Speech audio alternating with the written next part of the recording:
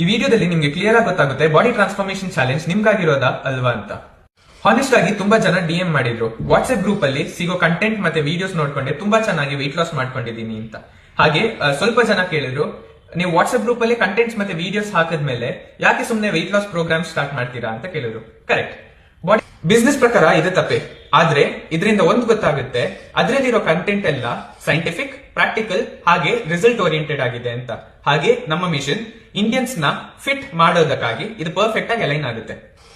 Basically ಅವರಿಗೆ ಒಬ್ಬ coach ಅಥವಾ ಮೆಂಟರ್ ಯಾರು ಅವರ ಪ್ಲಾನ್ ಜೊತೆಗೆ ಅವರ ಗೋಲ್ಸ್ ಕಡೆಗೆ ಮೋಟಿವೇಟೆಡ್ ಅಂಡ್ ಅಕೌಂಟೇಬಲ್ ಆಗಿ ಮಾಡ್ಕೊಂಡು ಜೊತೆಗೆ ಚೇಂಜಿಂಗ್ ರೊಟೀನ್ಸ್ ಪ್ರಕಾರ ಪ್ಲಾನ್ ನ ಅಡ್ಜಸ್ಟ್ ಮಾಡುವಂತವರು ಆಗಿರ್ಬೇಕು. ಬೇಸಿಕ್ಲಿ ನೀವು ಒಬ್ಬ ಬಿಸಿ ಇಂಡಿಯನ್ ಆದ್ರೂ ಓಕೆ ಅಥವಾ US ಅಲ್ಲಿ ಇರೋನ, ನಮ್ಮ ಕೋಚಸ್ ನಿಮ್ಮ ಲೈಫ್ ಸ್ಟೈಲ್ ನ ತಿಳ್ಕೊಂಡು ಅದರ ಪ್ರಕಾರ ಸೊಲ್ಯೂಷನ್ಸ್ ಕೊಡ್ತಾರೆ.